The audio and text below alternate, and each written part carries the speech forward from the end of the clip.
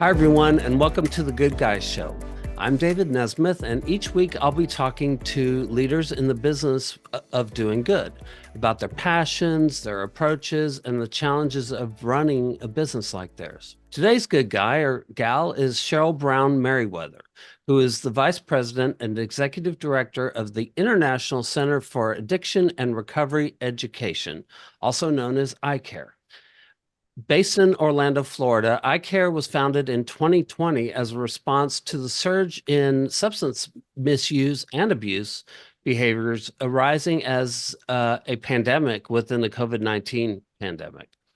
It's the brainchild of Dr. Jean LaCour. ICARE is also the parent organization to a trio of credentialed divisions, including Strategic Sobriety Workforce Solutions, International Association of Personal Recovery Coaches, and NET Training Institute, NTI. Cheryl brings over 2 decades of experience in corporate HR management at AT&T, addiction recovery awareness, and adult education to the International Center of Addiction and Recovery Education, ICARE. As VP and Executive Director, she oversees and directs the administration, operations, and student support services for ICARE's 3 divisions: Strategic Sobriety Workforce Solutions, International Association of Professional Recovery Coaches, and NET Institute. Additionally, Cheryl is the immediate past president of GOS HRM, an active board member of Project Opioid, and a former adjunct faculty member at the University of Phoenix. She has received the Bamboo HR's inaugural HR Experience Maker Award in the Heart and Soul category, and the Success Magazine inaugural 2022 Women of Influence Award winner for her pioneering work in the field of addiction and recovery. And if that weren't enough, Cheryl has been in publications such as Fortune Magazine, HR Executive Management, Employee Benefits News, Reworked, and others. She's also been a featured speaker at leading HR conferences and related podcasts about substance abuse disorder in the workplace and what is being done to mitigate this pervasive societal problem. Woo! That's pretty impressive there, Cheryl. How do you do it all?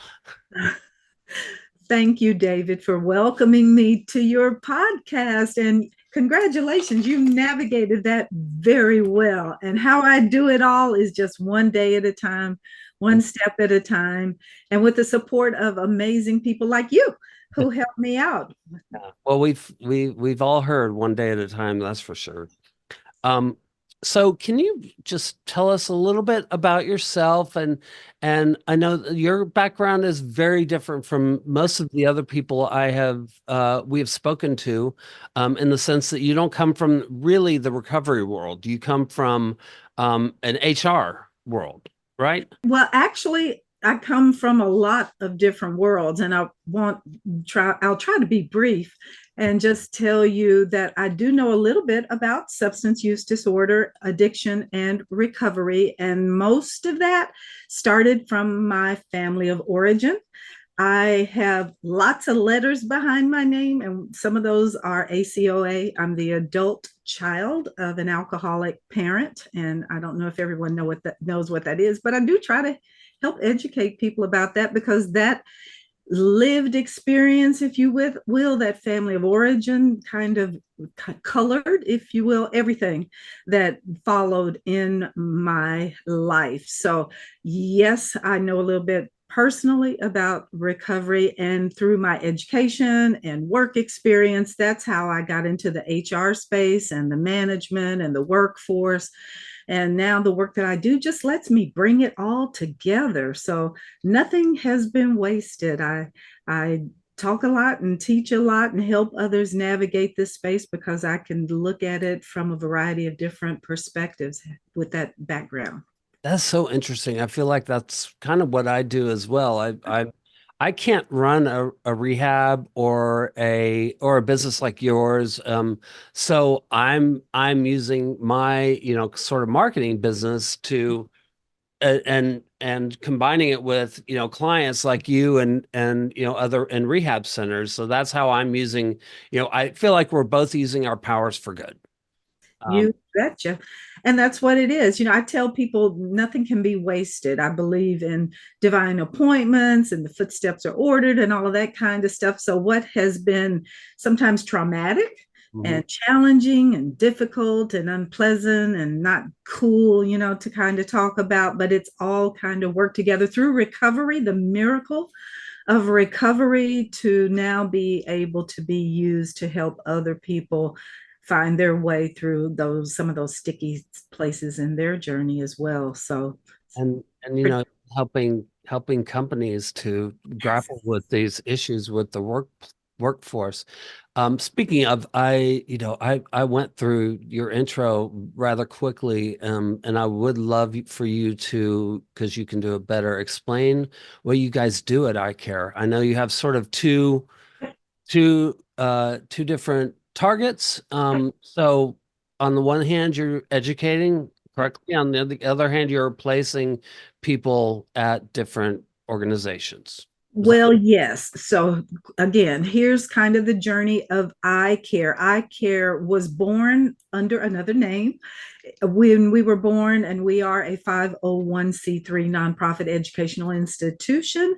And we were established as the NET, before the internet. We were the NET Training Institute. NET was an acronym back in those days that stood for Nurture, Equip, and Train. And we specialized in training addiction counselors and recovery support professionals to meet professional standards so that they could work in the field. And we continue to do that. We have trained, gosh, in more than 40 nations around the world, because substance use disorder, addiction, and recovery is one of those things that translates all races, religions, national origin, color, sex, gender. I mean, it just crosses every barrier, right? So our founder, Dr. Jean LaCour, was just a rock star in her field. And because of the help of the United Nations and the US State Department, we have an international footprint. And that is where we started. Our second division, I think you may have mentioned, the International Association of Professional Recovery Coaches, was born back in 2013 because the clinical world became very challenging for us as a nonprofit organization to keep up with. David, every state has their own standard around what professionals who work in clinical settings need to have in terms of, you need this many hours of this and this many hours of that. So we, in addition to just supporting that primarily with continuing education, we looked for a more simple model, if you will, something that people could get through a little quicker, a little less expensive, but still has integrity, is respected, and allows people to still do very important work. So we adopted the coaching model. And around the world, there are thousands of professional coaches. There are life coaches and health and wellness coaches, divorce coaches, executive coaches. So our second division was created to establish a specialty under the coaching industry umbrella for people who want to work with clients who are in recovery, who are seeking recovery, seeking to maintain sobriety. And now, because of those amazing coaches who are doing a lot more than just coaching, David, we can talk about how awesome some of them are and entrepreneurial they are. But it was at their requests that and then the pandemic hit, Yeah. that we created the third division, which is the workforce solutions, because many of our coaches are professionals that work still in corporate settings, and many of them just are looking for a second career. Yeah. So, what can I do as a side gig, or when I retire from my day job? I want to do something in this field long term and still, make a respectable income, Yeah. if you will. So though that's how those three divisions evolved. So we specialize, again, supporting the clinical space. That's a business to consumer model, one training program, one clinical person going through one training program. The coaching model, similar. Yeah. One coach comes through, purchases a coaching program, and walks out with a professional credential and a plan to create a business, a self-employed solopreneur, as well as some of them do work for other companies. And then the coaches and many others now support the workplace. Since the pandemic, the workplace is the new front line, if you will, in the battle for helping people navigate in very uncertain and disrupted times in which we find ourselves living now. It's such a great model, and you have something, it seems like, for everybody who wants to work in this area. So you have, I mean, I'm going to sum it up and tell me if I'm wrong. You have, clinical training and continuing education, which is, prepares people to work in the clinical side or helps them, kind of, keep their skills up to date. You have the coaching, so the people who become, the sobriety coaches or the life coaches or recovery coaches. I've heard all of those terms. They end up working one-on-one with executives and sort of guiding them and keeping them accountable and finding them, the right kind of programs to maintain their recovery. And then you have the workforce solutions, which are people that are going into companies and working with entities, Yep. and people within entities on how to make their place recovery friendly. Outstanding. That was an excellent summation. Good, good. That Yeah. was perfect. Yes, you nailed it. So anybody, I mean, if I can't imagine how anybody interested like me in another career or in a sort of side gig or whatever, until this can become a career, you have, it's something that will appeal to anybody, it seems like. Exactly. And I use the new term. I try to keep up with terms because I also, have a lot of young people in my life. So it's organic. Yeah. It really has evolved to meet the needs of hurting people, because there's an army of individuals out there who want to help. They're the good guys who want to help. And we just are in a very wonderful, unique time and place and space to be able to do that. So people come and I say, what do you want to be when you grow up? And then I like put on my hat almost as an academic advisor and say, well, because you want to get there and do that, we have this program that can help. So just come and be a part of what we're doing. And there's a place somewhere for you. There are folks that need the gifts and talents that your listeners want to bring to work in this space. We Yeah. can help. Yeah, it's organic and holistic. You bet. It covers everything. So speaking of recovery-friendly workplaces, I know that there's been some recent legislature or presidential programs developed for this kind of work. Can you tell us more about that? I can. And I believe in miracles, and I tell this as almost as a miracle. Anytime you can get the federal government and the state governments to come together around something, it's nothing short of a miracle. So, and we're in an election year, right? So here's what happened. It's very exciting. So the current administration, the Biden-Harris administration, has a goal to create something, an all government approach to different issues. And with the opioid and overdose epidemic, because that really is still a huge problem in our nation, they wanted to come up with something that would help the workplace. And so they established what they call the Recovery Ready Workplace Initiative. You'll see the terms. They've got a website out there. They've got a toolkit out there. But the toolkit was really announced and launched back in November of last year. So this is like hot off the press kind of stuff. Yeah. But they introduced this toolkit, and then they are encouraging, companies and workplaces to review this, because it's includes just bunches of best practices.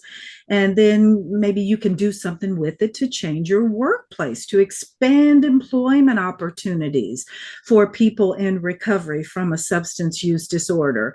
But then here's where it got really good. Coming out of a little state, New Hampshire, under the leadership of their current governor, Governor Chris Sununu, they formed what is called a recovery friendly workplace initiative. So, recovery friendly brings together a collaboration of partners, and those partners are state government and the business community. Think about a local or state chamber of commerce, if you will, representing businesses in a geographic area. And then you've got the treatment service providers. So they all came together and formed a community of practice where they share best practices. We're doing this in our workplace and it's working to make a difference. What are you guys doing over there? And that model, and here's that word again, David, organic, it began to spread. The news got out that this was working. And now the recovery friendly workplace has expanded nationwide to more than 30 states. So the federal government heard about it and they got together with the states under recovery friendly, and then a private organization called the Global, if you can believe this, the Global Recovery Initiatives Foundation put money behind the formation of a National Recovery Friendly Workplace Institute. And the reason that is so exciting is because it's apolitical. It will survive the results of whatever elections come along. So, the states power people can change and the feds can change. But because this National Recovery Friendly Workplace Institute, if you will, is funded by a nonprofit foundation, it will live on and grow. And so that institute was launched in January, brand new, hot off the press. And their goal is to find, if you will, up to 500 early adopter companies nationwide in all 50 states who want to follow this model, this community of practice model, to bring together the state and local governments with the business community, with the treatment communities, for the exclusive purpose of supporting employees in the workplace relating to substance use disorder, employment opportunities, and all that comes with that. So we are very excited to talk about it, to share the good news, and encourage people to find out more and get involved. We need everyone's help to just keep this thing growing. Yeah, well, it sounds very exciting. And you mentioned that it's sort of apolitical, and that's one thing about these diseases are that no matter what kind of walk of life or how you your worldview, it covers all of it. And of course, the Biden administration leans sort of on the Democratic side of the aisle. But if I'm not mistaken, Chris Sununu is on the Republican side of the aisle. So it shows that, this is one thing we can all agree on. You heard me use the word miracle. I mean, just to your point, this disease, this terrible thing, crosses all demographic groups, socioeconomic groups. It affects everybody. Yeah. So I'm wondering, I think people would like to hear sort of, a breakdown of specifically what kind of careers your education, side of it, or your coursework can prepare people for. Because I know you mentioned coaching, and you sort of mentioned, consulting, and I know that there's sort of presentations that can be made, that kind of thing. Speakers. Yeah. Yeah. So, okay. So here's the multitude of things that we offer. And I'll, again, just keeping them condensed for the sake of time. But again, we started out as working with the clinical folks, right? So every state requires different things for under the umbrella of behavioral health. So pretty much now we just focus on supporting continuing education for folks who are clinical, unless they want to change careers and add to their experience and their skills some new things. So on the clinical side, still there are recovery peers. Under behavioral health, you have mental health peers and recovery peers. The peers are primarily, their claim to fame, if you will, is that they have lived experience.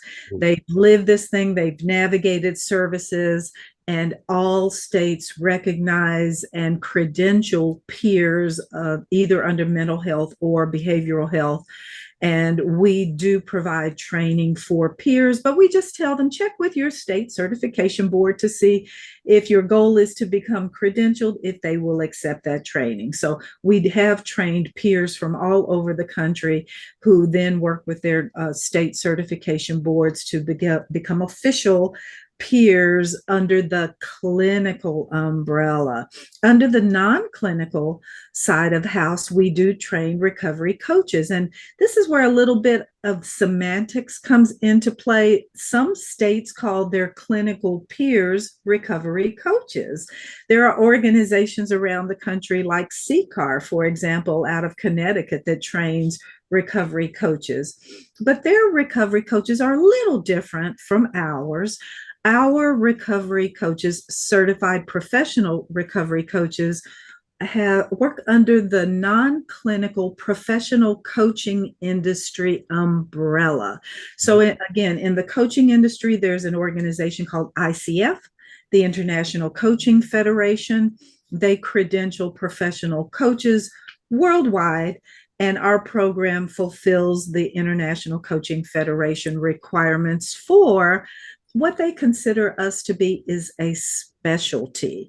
So most of the coaches are self-employed, or they work with an organization and provide services within that corporate body, or as part of a team of people who provide services to clients. So some of our professional recovery coaches actually work as part of a treatment community. They'll work for a treatment services provider. They work as part of the aftercare team. Not everyone wants to go through a 12-step program, for example. Some people like that one-on-one accountability. So the coaches either work for themselves as a solopreneur, or they work and get contracts with professional treatment organizations. But these coaches do so much more than just coach. They write articles, they write and have published books. Many of them are professional speakers and presenters. They're influencers. They literally, those who are entrepreneurial minded, if you will, build movements up under them because they become a voice for these issues, and they build their platform, and they then specialize. The coaches take the credential that we provide them, they train, they take with them the support that our organization gives to them, and they target unique specialties. So they've got the credentials now, they've got the training and how to start their own business. And some of them then choose who they want to support. So we have coaches who work with veterans only. We have coaches that work with women. We have coaches that work with a specialty substance. Some of our coaches work with clients around food addiction. Others specialize with gambling or sex or pornography. Others work with specific substances. They will work to coach people around alcohol or opioids or cannabis. So it really allows the creativity that a coach has to serve a particular audience. Some work with music, some do yoga, David. It's the coolest thing. One lady does equine therapy, works with veterans and horses, but they bring their credential, their life experience, and they find their ideal customer, and they go out and they change lives and the world. And then lastly, we train facilitators. I'm just gonna add is the I'm sure there are industries, and you mentioned a few that are groups like healthcare. I talk to a lot of people who say, like surgeons and people who have access to opioids and things, that's an easy way to become addicted. And I think the law, lawyers and that industry is pretty susceptible. Entertainment industry is clearly really susceptible. I mean, you could work with all different types, and These just are my students. You've gone down the list. Thank you. That we have airline pilots and school teachers and nurses, HR practitioners, government bureaucrats. The list goes on and on. People from the entertainment industry, out of Hollywood, you name it. The music industry, Nashville. I've got musicians, but most of them have a passion for this work because they've lived this. And now that they've found their way into recovery, they want to reach back, give back, help, and they want to make a little money on the side. And they're doing really well. The price points are based on the market, what the market will bear. The coaches make anywhere from $40 an hour when they're starting. They will bundle packages together to get creative, but some of our top end coaches will charge $400 an hour and they have a waiting list. So it just depends on their specialty, their expertise, their talent, and word of mouth referral in terms of how they find those clients. But they're amazing individuals. So, all right. So, go down the Yep. work solutions Yeah. career.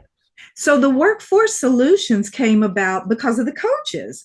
Many of them, again, came out of these corporate backgrounds and they said, we want to go back in there and talk to people about this stuff. No one is talking about this in the workplace. Help us out. And in the workplace, there are these things, they may have changed the name now, but in the old days, they called them lunch and learns.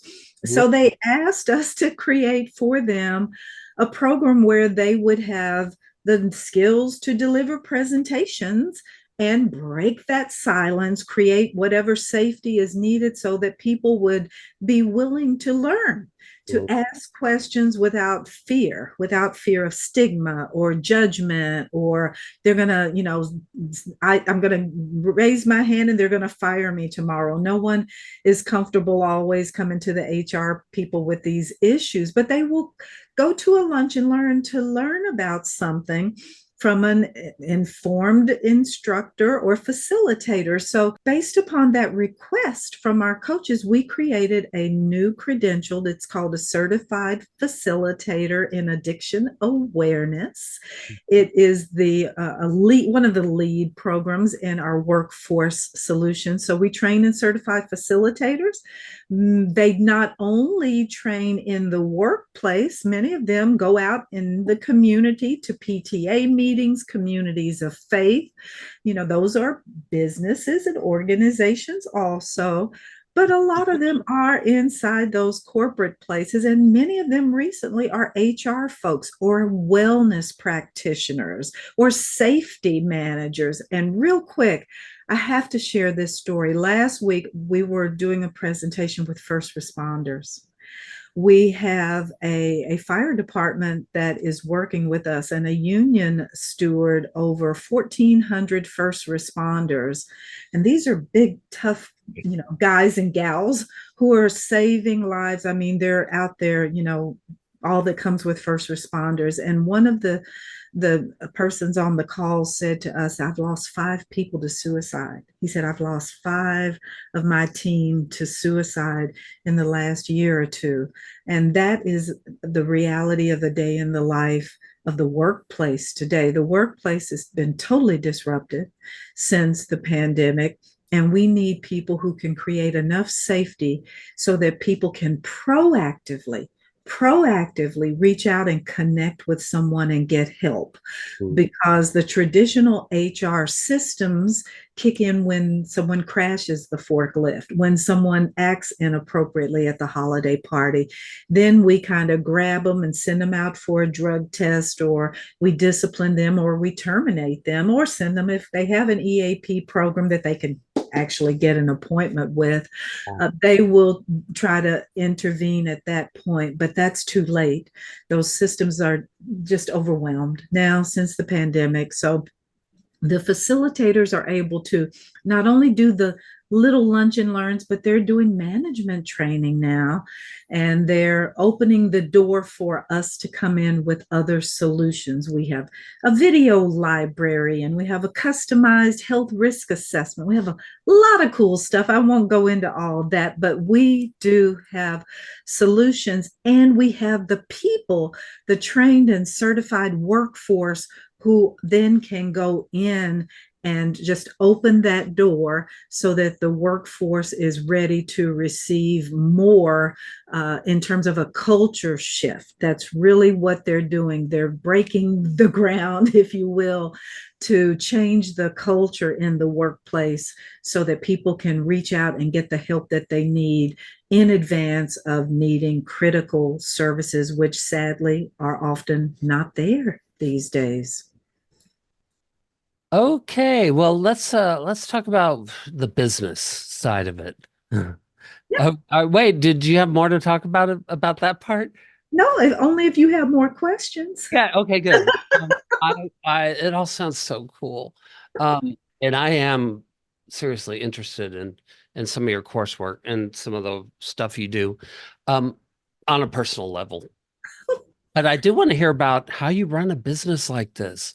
I mean, in particular, how you like you have so many things going on, and you're so global. Yeah, And and it's really, I don't know how you would describe any of it like in one nutshell, but how do you and so many different people to yeah. appeal to. We How do you do it? I mean, how are you marketing usually? Are you doing like digital marketing or email yes, lists, or is it we word do of it mouth? all. We do it all. We do it all.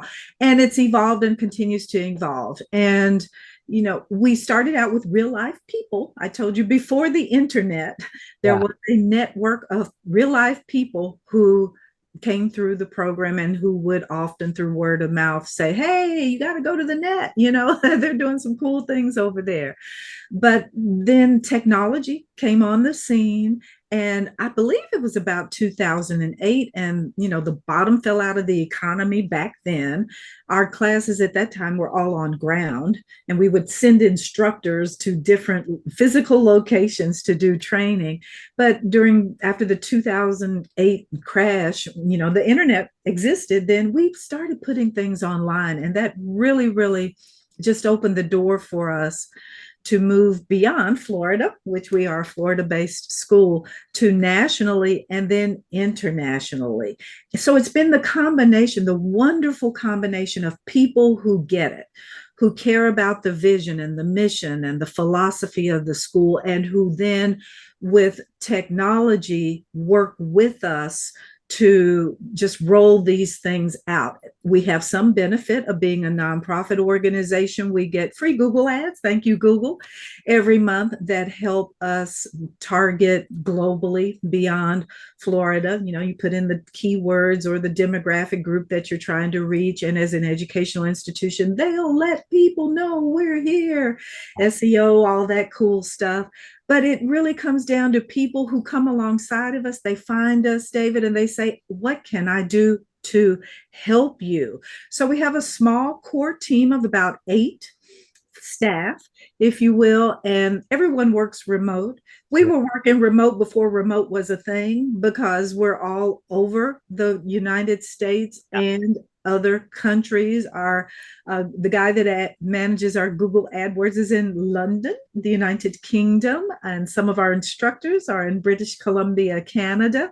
But we have trained literally coaches. Our coaching students come to us from 41 nations, and some of them just transform nations, but they all want to help. So our instructors help, our contractors help, and we have created affiliate partnerships. Our coaches are affiliate partners. We have distribution partners like the University of Wisconsin and Stevens Point. They have a coaching program, and they are a distribution partner for us that help to market our programs within the health and wellness community. So there's so many others. She recovers out of Canada, British Columbia, Dr. Dawn Nickel. She is now Foundation. She Recovers Foundation. They have 400 women Mhm. worldwide, and they have sent us hundreds of coaches through our programs because of the quality of the education that we provide. So it is a combination of amazing people who have their own vision, who see us as a value added strategic business partner, who work with us, and then the technology just allows us to just grow exponentially. And that's really where our challenge is now, just finding the resources to continue to scale and grow. We recently worked with a construction company here in Florida, and probably 40% of their workforce is primarily speaks Spanish, does not speak English as their primary language. So we are making investments slowly to translate things from English to Spanish. But again, that's where our partners who come alongside of us say, we can help, we can do this for you because you're nonprofit, we can reduce the cost. And it just has worked for us. And that's why, we're excited for people who want to do this work to learn more about us. And we can find a place to help you, your listeners, accomplish their goals while they work together to help us accomplish ours. So that's how we've done it. That's amazing. And I've been and speaking of celebrities, I started in as a PR in the entertainment industry, a publicist, personal publicist. And I've done PR for, like 20 years, and started doing SEO, and been doing that for the past 10 years or so. And I will tell you one thing I've learned is that there is no better marketing tactic than word of mouth. I mean, that is the one thing you get in if one of your friends says this is great place, you should check it out, you're going to check it out. I don't care how much people advertise or get in front of you with guerrilla, whatever. Word of mouth is really very effective. And So we work hard to maintain a good, credible reputation in the marketplace. I mean, need to do we the we are small, but we are mighty in the earth. yeah. All right. I guess, what do you think is, one thing you mentioned before when you were working with clinicians and people who had, come from that world? I will tell you that of all of the recovery services on the clinical side, CEOs and directors of nursing or and all of those, um, they all say, I kind of somehow it comes up where, do you think it's important for somebody to have who works in that field, who's working with people who are in recovery or active addiction? Do you think it's important for them to have the experience of themselves, of either their family or themselves? And I think to a T, they all say yes. People need you. That's the only way you can really have empathy for what Mhm. people are going through. Yep.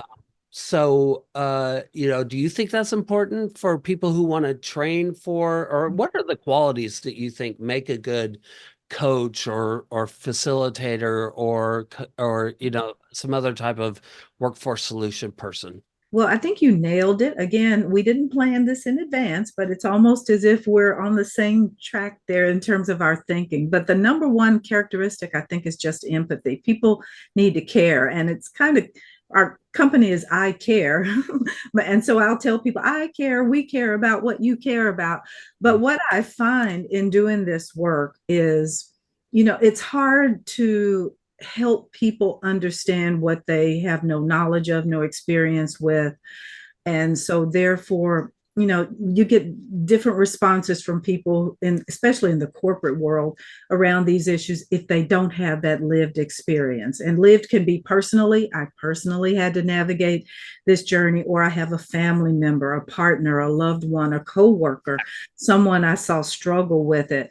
But in the world in which we live now, it's a not nearly as difficult a problem as it was in years past to make the business case for the need for these these solutions, if you will. And I'll give you a quick example. I'm an HR person.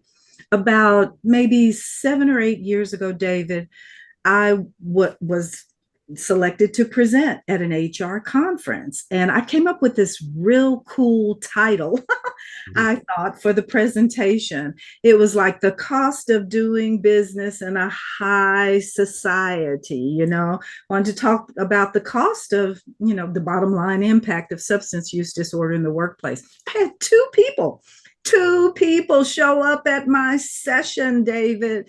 And one of them, when I just stepped out from the podium and sat down beside her, she said, "Oh, I thought this was about something else." So there was a huge barrier, a huge gulf in the workplace in particular around these topics. No one wanted to go there. No one. So let's fast forward to now, real quickly. My local SHRM chapter, you mentioned Go SHRM. It's pronounced, we call it Go SHRM, the Greater Orlando Society for Human Resource Management. We have 600 members, pretty nice size membership. HR people. We did a mental health conference, and there were maybe 140 HR people in the room, HR people at the conference, David. And the presenter was talking about fentanyl and opioids and the epidemic of overdose. And he asked the question, how many of you in this room personally know someone who's died from an overdose? Hands went up all over the room. No joke. He said, stand up. Everybody that raised your hand, stand up.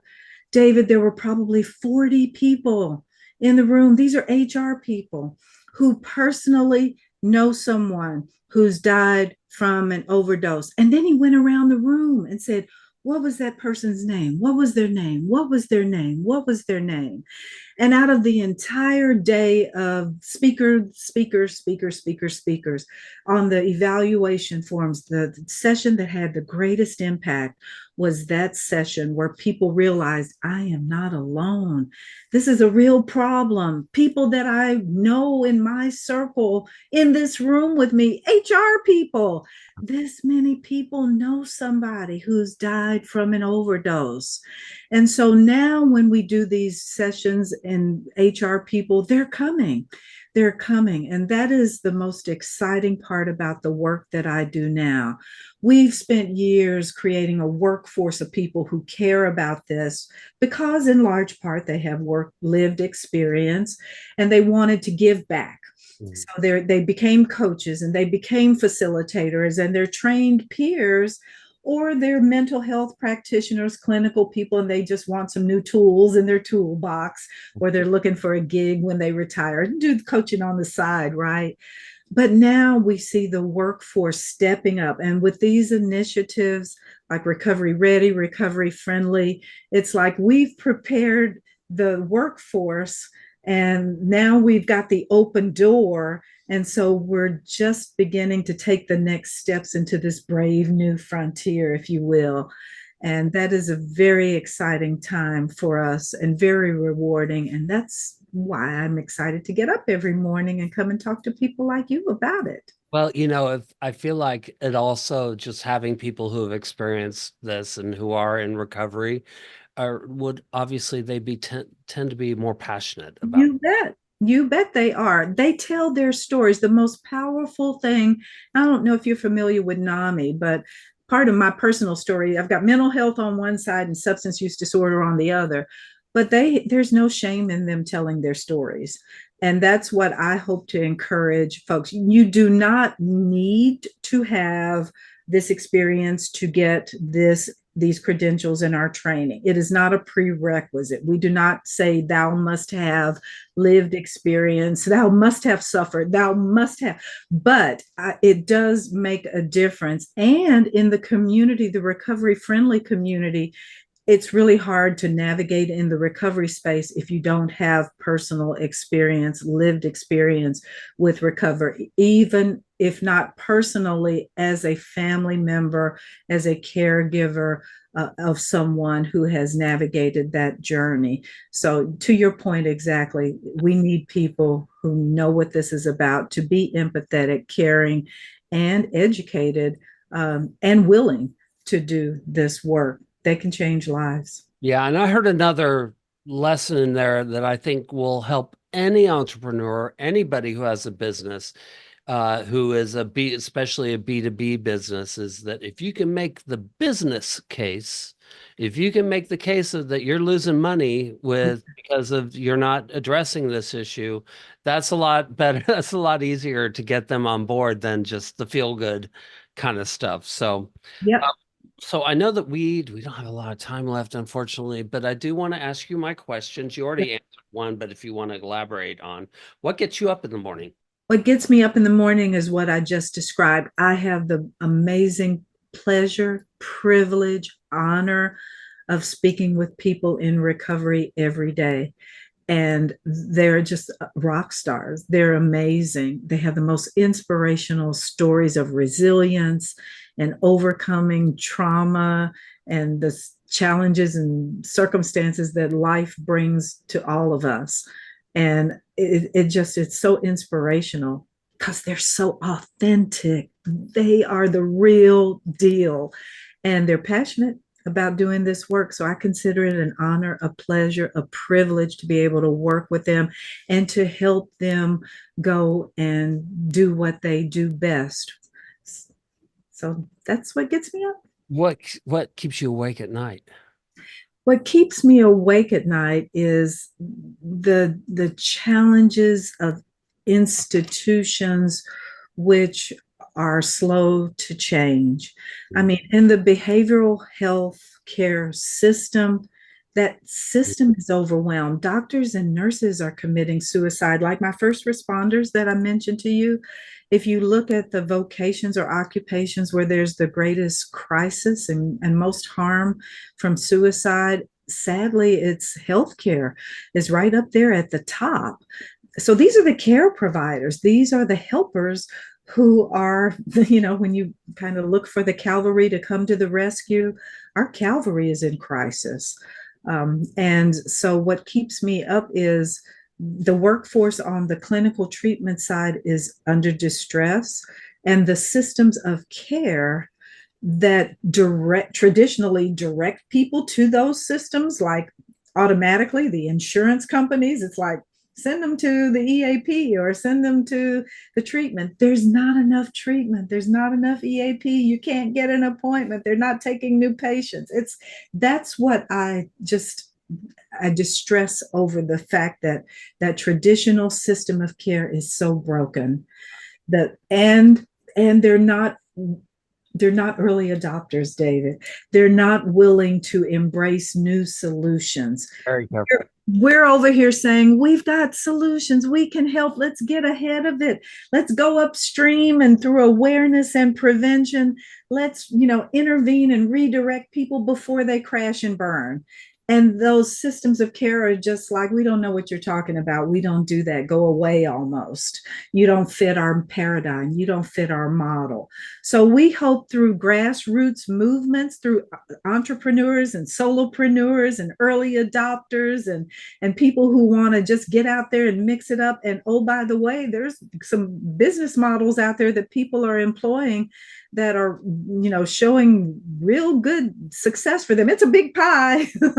It's a blue ocean, whatever term you want to use. But that's who we hope will reach out and connect with us so that we can join forces, so that we can make a difference. And for me, the greatest making a difference is saving a life.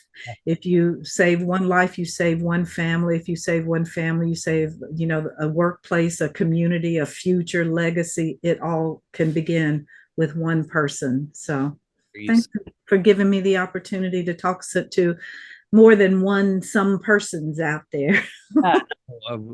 I welcome the opportunity of learning all of this. It's all new to me. Cheryl, Yes. for the for the organizations and companies that are looking for people, facilitators, coaches,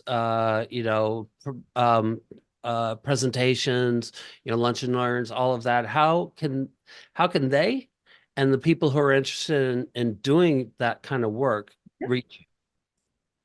ICARE-aware.org. I'll repeat it. ICARE little dash aware.org. If they come there, they'll see the three doors: Net Institute, the Coaching Division, IAPRC, we call it, and then the Workforce Solutions. But you find, and they can find me personally on LinkedIn. Just reach out, Cheryl Brown Merriwether on LinkedIn.